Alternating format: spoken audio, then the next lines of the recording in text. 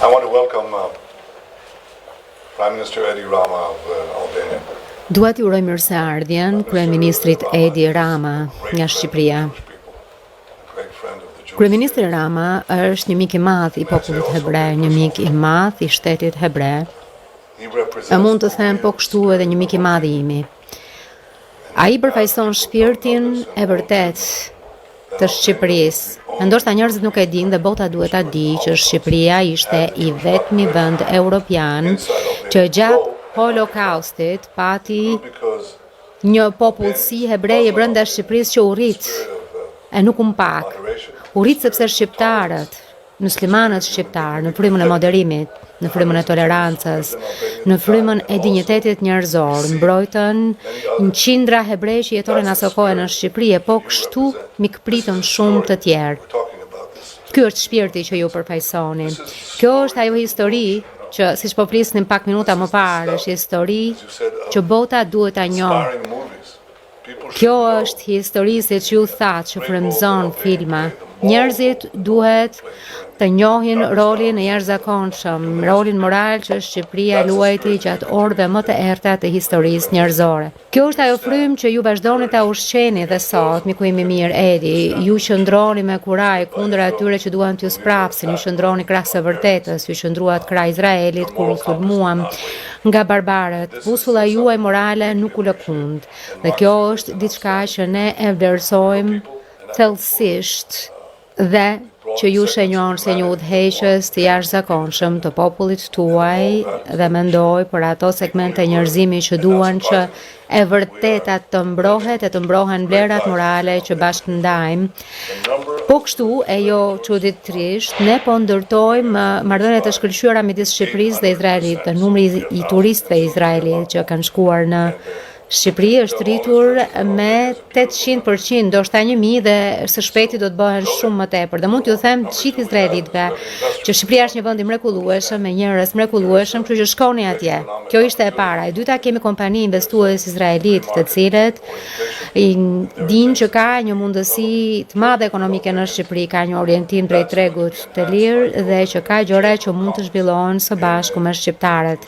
Kjo do të qohet edhe më tej me çeljen e dhomës tregtisë në Jeruzalem, mendoj nesër, me praninë e kryeministrit Rama. Dhe kjo është diçka që mendoj se do të çojë përpara lidhjet ekonomike. Dhe sfundi do doja të thoja që ne po kështu kemi një mirëkuptim që shkon përtej interesave, por në ndjesën më të thellë të simpatisë njerëzore. Njohim që ka një themel afërsie e vllazërimi midis dy popujve tanë, e dua të them edhe një bazë vllazërimi midis të dyve prej nesh. Faleminderit kryeministër. Dua ta theksoj edhe një herë se Shqipëria e Izraelit ndajnë marrëdhënie të shkëlqyera që i kanë rënjët në miqësinë e thellë midis popujve shqiptar dhe hebre, parktuar përmes shekujsh historie, kur më shumë se një herë hebrejt që iknin përsekutimit në Perëndim erdhën e u vendosën në brigjet tona.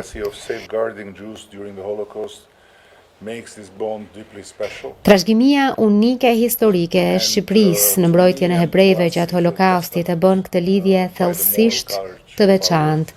E për mua, për ne, është dëshmia e kurajës morale të gjyshërve tanë, një dëshmi që kur nuk duhet ta harrojmë. E duhet bëjmë gjithçka për ta trashëguar brez pas brezi. Qeveria është plotësisht e përkushtuar për ta kremtuar të trashëgimit të çmuar nga historia dhe mban një qëndrim të vendosur, të qartë e të pandryshuar kundër antisemitizmit, si brenda vendit ashtu edhe ndërkombëtarisht. Edhe pse popullsia shqiptare me shumicë muslimane u bashkua me solidaritetin në mbar botën, me vuajtjen e popullit të thjesht palestinez gjatë luftës në Gaza, shqiptarët nuk u mblodhën në mitingje urrejtje kundër Izraelit, e as projektuan zemratën e tyre për dhimbjen e tmerrshme të popullit palestinez mbi numrin në rritje të vizitorëve hebrej në vendin tonë.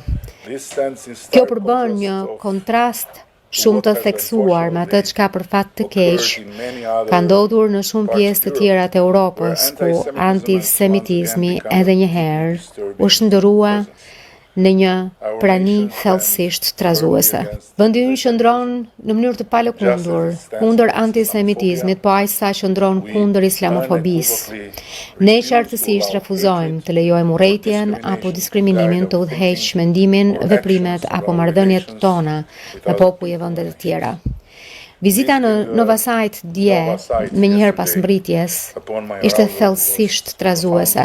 E megjithatë pata një ndjenjë lehtësimi moral kundrejt shpirtrave të atij vendi të dhimbshëm, duke e ditur që kur nuk i lam në baltë, qëndruam krah pengjeve dhe familjeve të tyre dhe kundër kasapëve neonazistë të Hamasit, veprimet e cilëve kanë sjell vuajtje të pa durueshme jo vetëm për izraelitët, por për një kohë shumë të gjatë edhe për motrat e vëllezërit tanë palestines të dehumanizuar nga Hamasi deri në pikën e katandisjes në instrumente lufte, kthyer në një infrastrukturë mbrojtjeje prej mishje e gjaku, mish për zjarrin e terrorit.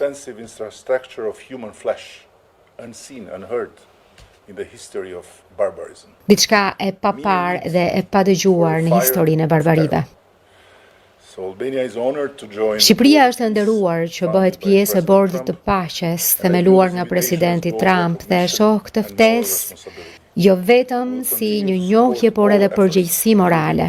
Ne do të vazhdojmë të mbështesim të gjitha përpjekjet për të shih planin e paqes për Gazën të presidentit Trump dhe do të luajmë rolin ton brenda forcës ndërkombëtare për stabilizimin e Gazës. Me Izraelin ne vazhdojmë të thellojmë bashkëpunimin në fushën e mbrojtjes, sigurisë e sigurisë kibernetike e kundër terrorizmit. Kryeministri më lejoni të shpreh edhe një herë mirënjohjen ton të thellë ndaj Izraelit për mbështetjen kritike gjatë sulmit kibernetik masiv të Iranit kundër Shqipërisë. Ashtu si Izraeli, Shqipëria nuk ka asnjë marrëdhënie diplomatike me Iranin, një vend i madh me civilizim të jashtëzakonshëm që është shndërruar në një ishull terri nga urrëtia e verbër kundër çdo drite.